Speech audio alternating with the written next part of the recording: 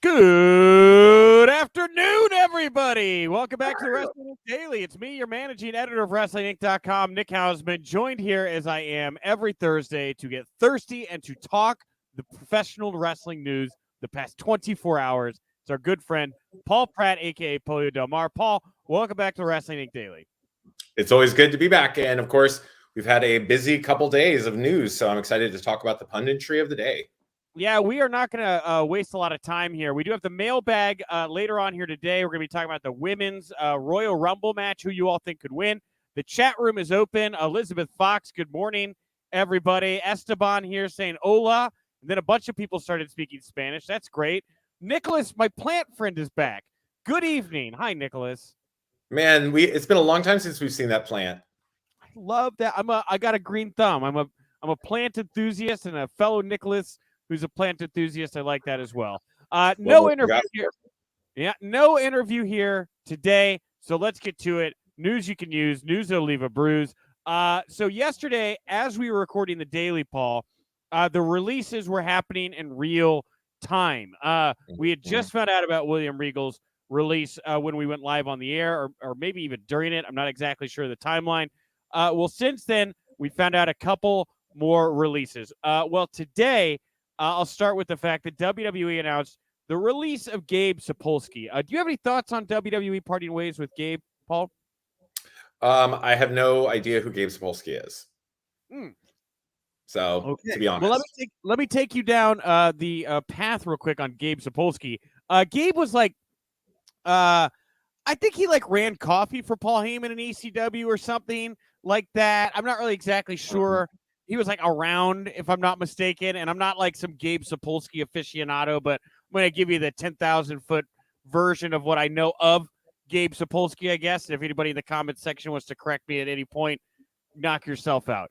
But Gabe's basically been around the scene for, a couple decades now. After ECW, he kind of moved over and started Evolve, or after a few years, I believe, started Evolve, which was WWN Live is what it became later, right, with the Dragon's Gate, I think, fell under that umbrella. And so while he's working to build Evolve and Dragon Gate and all these other things that he's working on, he gets the attention of Triple H, who's like, maybe I could start using you, Evolve, Gabe Sapolsky, to start becoming a breeding ground for me and WWE, and we'll start to create this pipeline with everything, right? Well, this works out great. Gabe gets given a bunch of money by WWE to run what is basically an FCW 2.0. And, the deals for Evolve Talent, anyway, you go do your own Google search on how Evolve Talent felt about what they were being offered. Anyway, I'll put a pause. What's your thought here? Well, now that you have given me a little of the backstory, I knew I'd recognize his name, but I didn't know any specifics about him. That is something that now that's all brought it. I feel like Celine Dion, it's all coming back to me now. But yes. The release of this of Gabe doesn't surprise me at this juncture, because they've made it very clear now that he and what he offered to begin with Evolve and all of the talent relations, that talent development is not the direction they want to go in.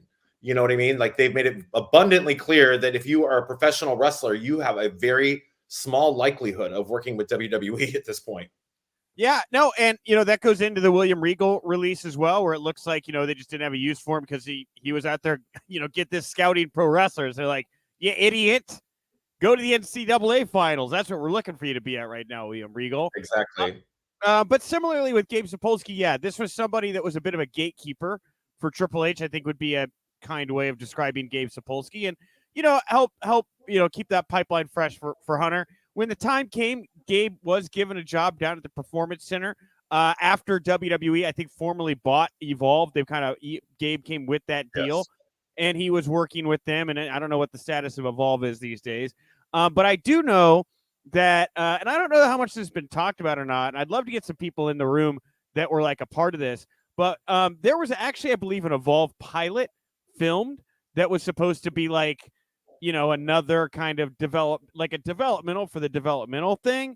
And I remember talking to people at the time who were around it, and they're like, man, nobody gets Gabe's vision. This is not clicking well, right? And so somewhere in the WWE archives, I believe there is a Gabe Sapolsky produced Evolve pilot that will never see the light of day. Not shocking. Correct. There's a lot of pilots that they've filmed that are not going to see the light of day, including entire feature films. Yes. So, I think you hit the nail on the head. This is another Triple H guy, right? This is somebody Hunter had put his faith in to do what he wanted to do to keep those ties with the independent scene. William Regal, same thing. He was at a PWG Bloodsport. We don't want you at PWG Bloodsport, right? Very unfortunate, Paul. The whole inner workings that we're seeing people released, they're almost entirely from NXT. It is a vision of NXT that is obviously not to be continued.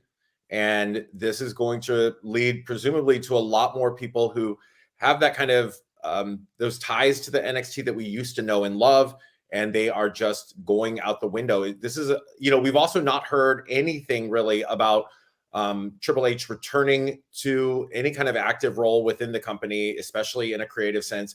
Nothing has been said, not one thing since his heart situation happened.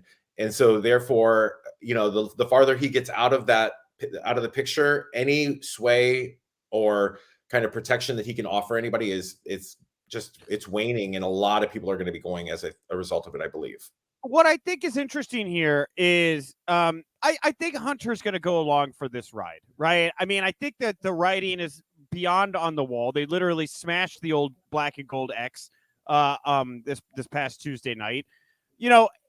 If he's going to stay with the company and be a team player, he's going to have to, duck and weave with what these guys are going to want from him to do in that position, right? Obviously going out, finding talent that doesn't look or feel like talent that Vince McMahon likes, doing a style that is not a style Vince McMahon will present on Raw and SmackDown is not what he wants from his developmental product right now. And we're about to get something very, very different. Yes. And as sad as it is for me to admit, since they went over to the new branded NXT, I have not watched on any consistent basis. It lost me from jump. And unfortunately, the new vibe and feel of it didn't appeal to me as much as the old one did, to be honest.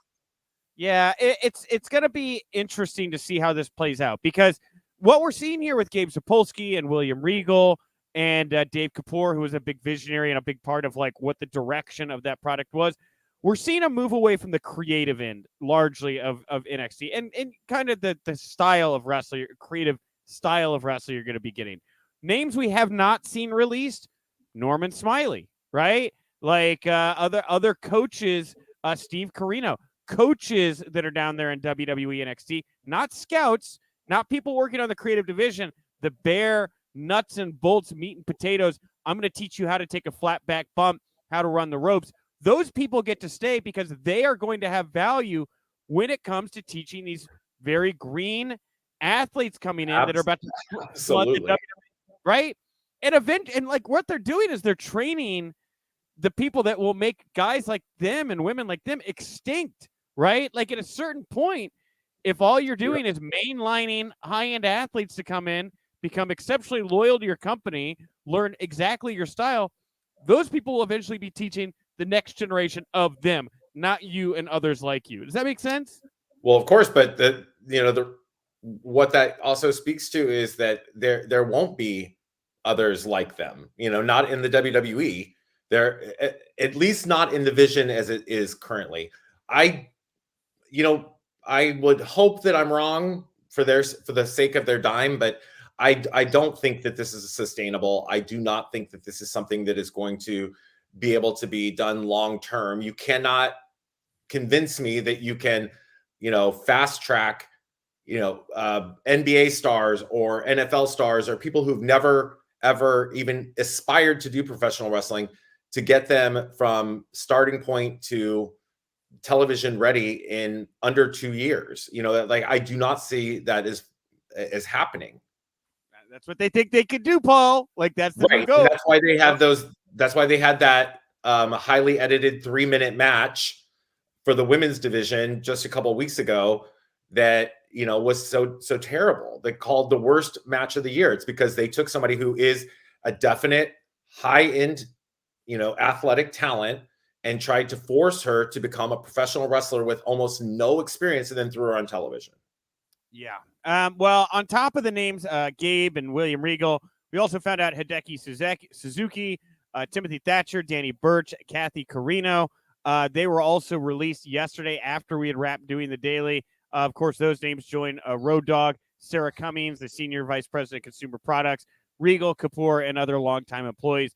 It was melancholy because as we were doing the show yesterday and I saw Regal had been released, my initial reaction was, that we were going to be moving away from that kind of ground and pound grappler style that guys like Timothy Thatcher really define. And lo and behold, 20 minutes later, they actually released Timothy Thatcher. And I'm not happy to be right in that situation. You know what I mean?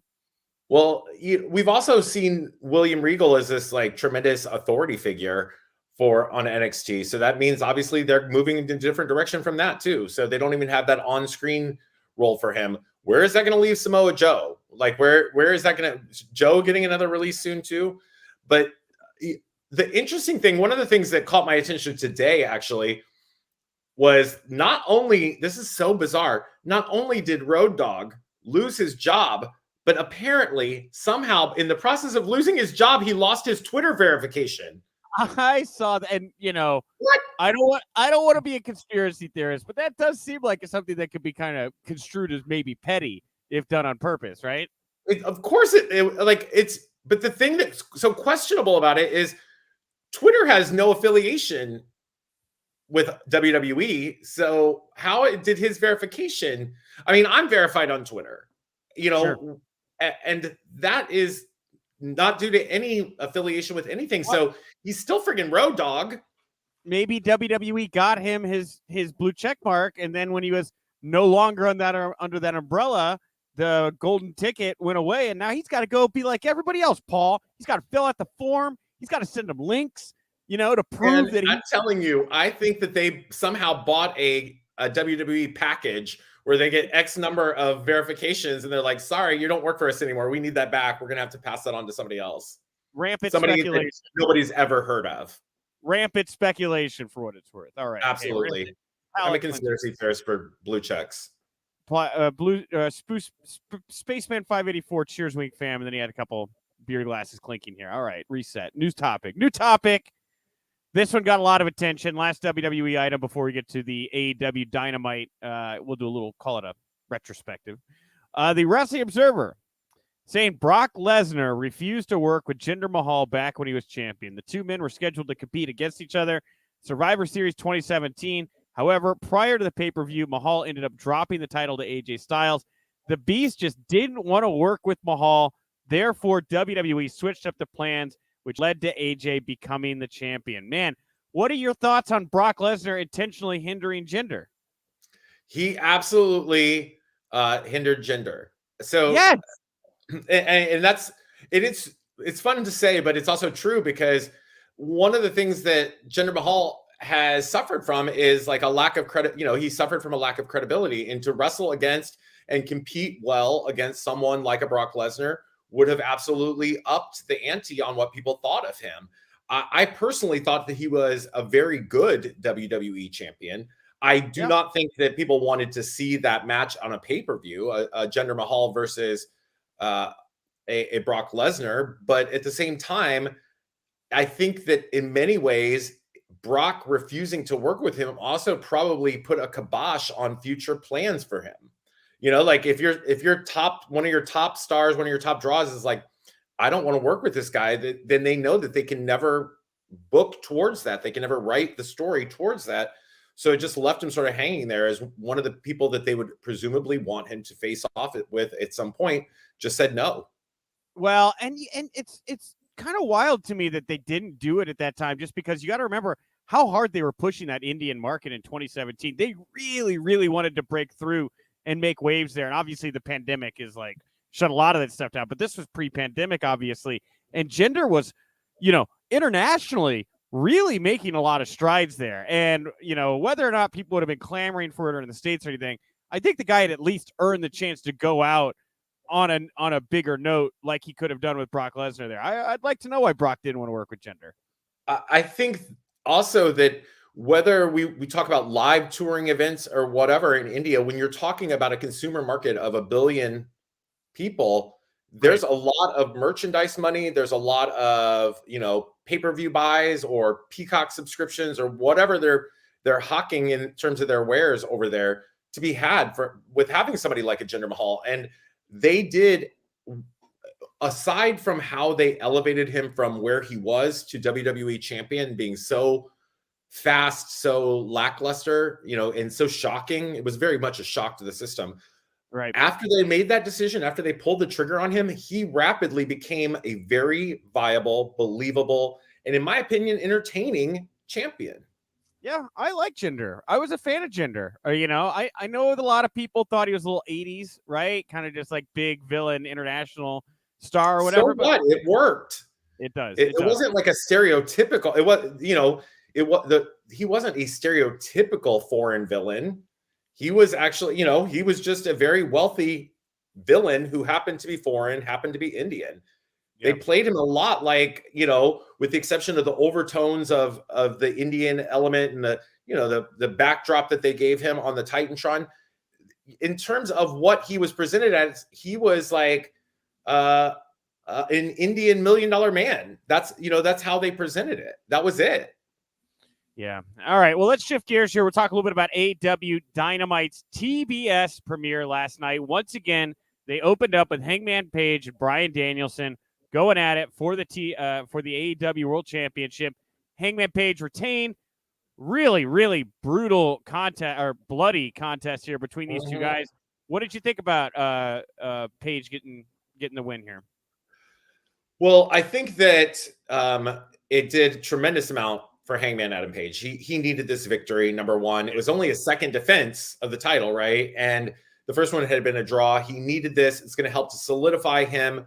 And defeating somebody like Bryan Danielson on such a huge stage as their debut on TBS is going to do wonders for his credibility and recognition as a champion. So I was very happy to see that. It did make me, I didn't buy into the way that they were telling that whole, if only he had had one more second in their previous encounter, he would have gotten the victory. That story, it didn't impress me that was the story they told, because that's the story you tell when a babyface competitor is facing a heel champion. That's the story of that. Like, oh my gosh, he had Ric Flair down. If only the bell had not rung. If only it had not been a time limit.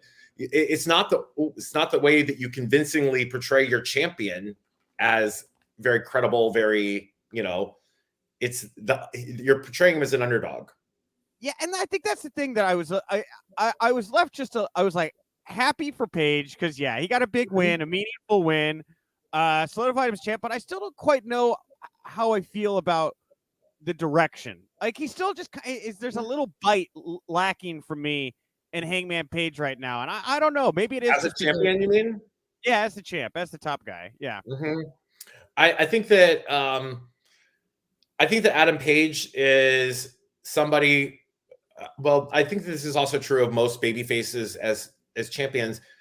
Babyfaces as champions, to me, usually should be short-lived. It's about the money is in the chase for people wanting to see their favorite regain the title or win the title. It's not. I don't find that the money necessarily is, unless it's like a personality like Hulk Hogan in 1985 that can carry that big kind of babyface energy with them. And Page, as beloved as he is, doesn't fall in that category for me. So he's somebody I think should be on the chase.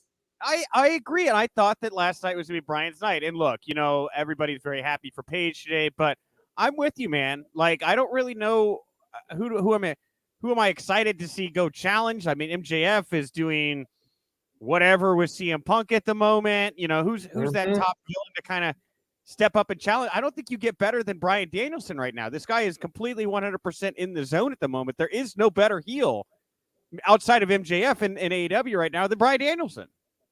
Yeah, I don't disagree with that. I think that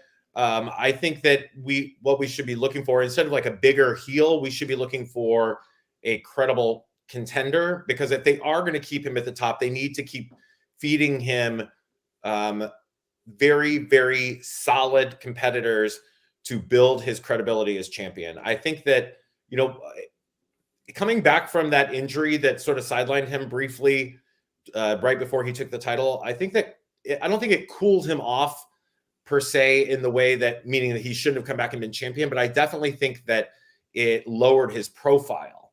And, we need to raise that profile again by putting him against maybe the Malachi Blacks of the world and the Rusevs of the world, and give him some real people that, number one, people from WWE are going to recognize that he can, put away, and then, move him back into the AEW territory. I guess it's just like when people talk about AEW right now, I don't hear a whole lot of people talking about Paige. Like, I hear a lot of people talk about Cody, right? I hear a lot of people talk about Tony Khan. CM Punk comes up, the MJF stuff from time to time. Bryan Danielson as an entity comes up. But I don't hear a lot of people, even like passionate AEW fans, like they love Adam Page. Oh, I'd like to get a drink with that guy after the bar, but that's not who they're having the conversation about right now. You know what I mean? Yeah, I don't think that he is, though. He's not the focal point of that company. That's for sure.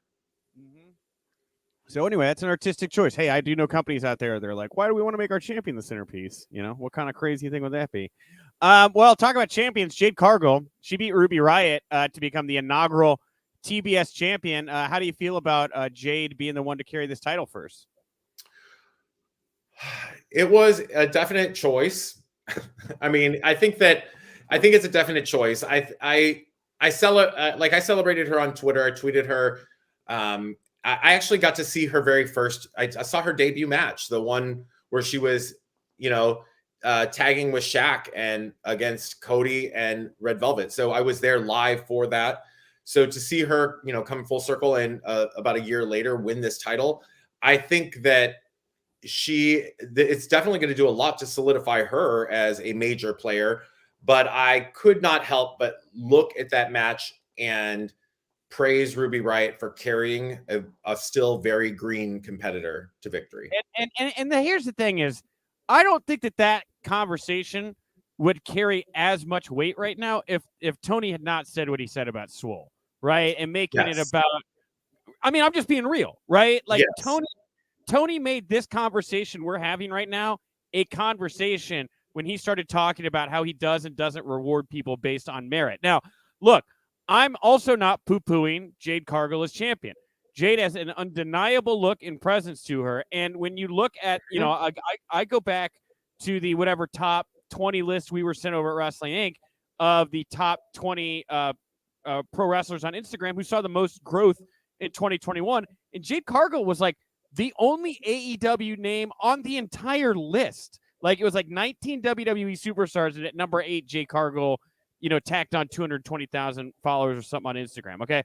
There is metrics and numbers to back up a lot of damn good reasons to put this title on Jade Cargill. But the merits of her wrestling, that is now a conversation that Tony has imposed upon her title reign. And I don't think it stops with this match. I think it's going to dog her throughout her run. You know what I mean? Well, look, this is the thing. I'm not in any capacity poo-pooing or trying to take a shit on Jade Cargill as champion. I think that there's a lot of different reasons why a company would and should reward entertainers.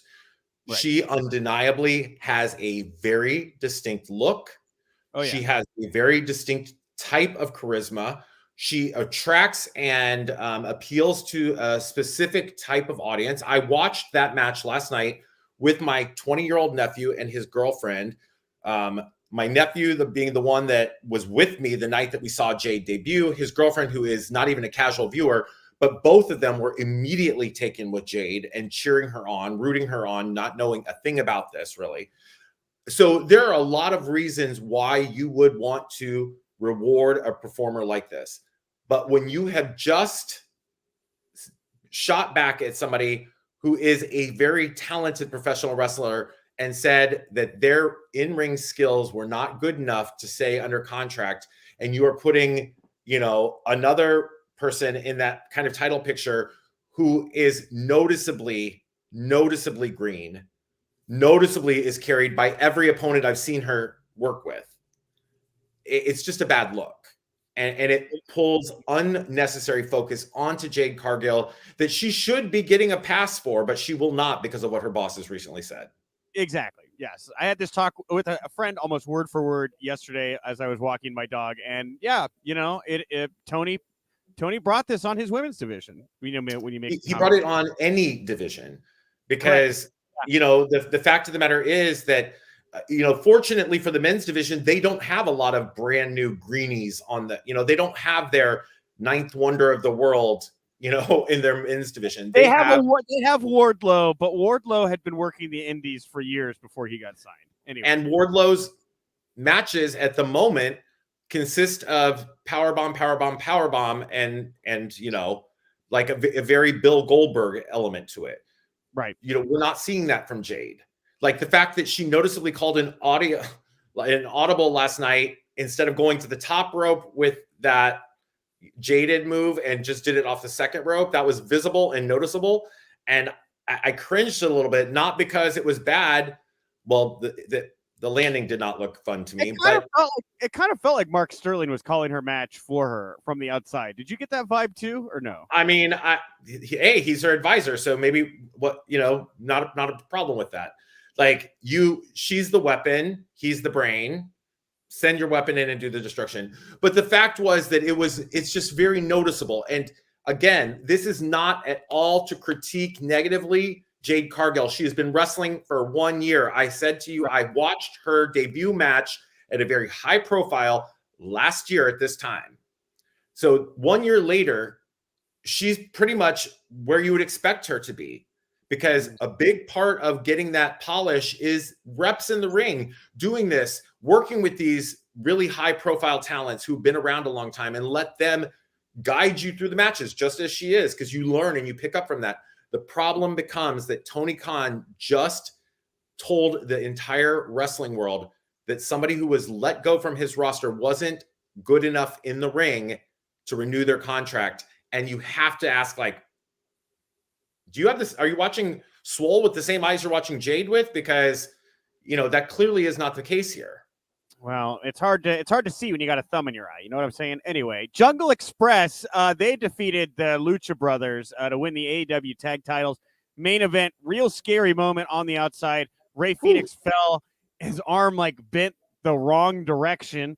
PW all the wrong directions, wrong direction at once. Shit. Now he's come out and released a statement where he sounds like he's going to be fine, and it does not sound like he broke anything. PW Insider was saying they thought it was just a dislocation. I mean, he might miss a little ring time, I guess, but more visually problematic than what the actual injury was. So maybe it just popped. I mean, it did look like his elbow literally went backwards and touched his shoulder. Yeah. So maybe it just popped out of the socket. Damn. Nonetheless, that is not fun. It's gross. And dude, the pop, I'll say this. The pop for Jungle Boy getting the pin there on Pint at the end. Dude, that place went nuts. That was a hit. That was a home run they had there to end that show last night. Yeah, it's very exciting. And again, this is something I commented on Twitter. I feel a lot about this the same way in one capacity that I do the Jade Cargill situation. It's hard to celebrate something for someone when there's this other thing that's almost overshadowing it in that moment, right? So we're watching at home and we want to celebrate Jungle Boy and Luchasaurus's big moment, 2 years in the making here in AEW. But it's hard to celebrate too much for that, because that Ray Fenix is laying outside the ring with his arm flopping around in literal agony at that moment. Man, talk about the bitter with the sweet. All right, lastly here, before you briefly dive in the mailbag, CM Punk responded to MJF. MJF made a comment about how Punk was nothing like Roddy Piper, because Roddy Piper had main evented WrestleMania. Actually, that was a pretty good line. But Punk responded by, and then he went on to say that maybe I'll leave and I'll go main event WrestleMania, said MJF. Well, CM Punk laughed at him and he said, if you think the grass is so greener on the other side, be my guest. Go ahead, leave. Main event night 4 of a buy one, get one free extravaganza, and then get released faster than you last in the sack. When you come back, I'll still be here, and that ass kicking will be waiting for you. Once again, ragging the WWE. You like this line? You didn't like this line? It got a lot of attention. How'd you feel about it? I mean, it's definitely attention getting. And it is, again, I do not understand why week after week after week they have WWE in their mouths. Like, if you're not so concerned about what they're doing, why are they always in your mouth? Like, why? So, it just makes no sense to me. And to me, the fact that this is happening with Punk specifically draws to mind that basically you haven't done a lot interesting since you came to came from WWE. You showed up in AEW, you haven't done a terrible amount that's very interesting here. And everything is like talking almost nostalgia of WWE. All right, Paul. Well, I want to thank you for joining me at Top Show Talk the News today. Thank you, everybody, for jumping in the comments section. Very lively today. Sorry I didn't get to pull enough of them up. Kind of got lost in the weeds here with some discussion here with Paul. But let's see if we can all bring it together here for the mailbag to wrap it up at Wink Daily, WINC Daily. That's the account to follow if you want to vote in our daily poll. Today's poll question, which women or which woman do you want to see win the 2022 Royal Rumble match? Is it Liv Morgan, Bianca Belair, Rhea Ripley, or somebody else? With about 300 votes, 41.4 for Liv Morgan, 20.3% tie. They both got 20.3, Bianca Belair and Rhea Ripley, and 18% for everybody else. So how do you feel about Liv Morgan eking out the win here in our poll? Nope. God bless her. I do not have I don't know what it is. I think a huge part of it is WWE shat on her so long and so consistently that I have a very difficult time watching Liv Morgan come from the very, very bottom of this company's roster of women to move her way past people who have been teased for much longer, and to be honest, who have presented maybe a higher skill level. I'm not like, I don't want to be seen as like hating on her. I don't hate her. I don't dislike her. I think that if they consistently worked with her, she could become a viable contender. But I think what they're faced with right now is they have two female champions who have been so dominant for so long, and Liv was the exact opposite of that for far too long to get this like hot shot into that victory spot. I agree. And literally all the other write-ins are for Bayley, or as Antonio Garcia and MCAS were saying, Bayley or Asuka. Asuka got a lot of write-ins. I think it's really telling that the women most wrestling fans are most interested in seeing winning the Rumble are women that are currently not on their TV. Maybe we're a little burned out with the current cycle of women. Maybe too many competitors stepping up and failing, like you're saying here, much like Liv just did. Well, I think that, when I voted in this poll myself, I voted for Bianca, not thinking about Bayley. I think that Bayley, to me, would be a fairly obvious choice. I think she is somebody who could come in and, do tremendous in this. But the unfortunate part for me is I wanted Bianca to do this, even though it would be literally replicating last year. And it's because of the fact that I'm so disheartened all these months later that what they did for her last year, they immediately erased with one stroke of the pencil. Yeah. All right. Well, I'm Team Bayley here. I'm going to say let's go Bayley. I also like Bianca Belair. I think back-to-back Rumble wins for Bianca Belair would not be a terrible thing either. All right, everybody. That's going to bring us to the end of the show. I'll be back tomorrow. I'm going to be joined once again by TK Trinidad, who is here on Monday. She'll be back tomorrow to close the week out. If you like the Wrestling Inc. Daily, and you want to watch the Wrestling Inc. Daily live, you want to be a part of this, you want to jump in the chat room, all that type stuff, Monday through Friday, 5 p.m. Eastern. We're on all of Wrestling Inc. socials. And if you like the show and you want to reward us, you want to say something nice on our iTunes page, that is always appreciated as well. That helps launch us up the chartable charts.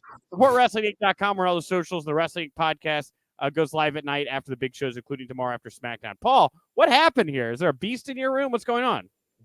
I told you I'm broadcasting from my mom's garage, and my nephew's girlfriend just arrived without knowing it. I'm going to wrap up here before, I don't know, something collapses on me in here. What I want to put over this Saturday. Oh my God, they don't understand. 2, 3, 4. I think it's done. This Saturday, if you're in Jacksonville, Florida, my God, come to see the NWA's first show in Jacksonville in 30 years. It's benefiting the Love Alive charity. So you can go get your tickets at love-alive.org.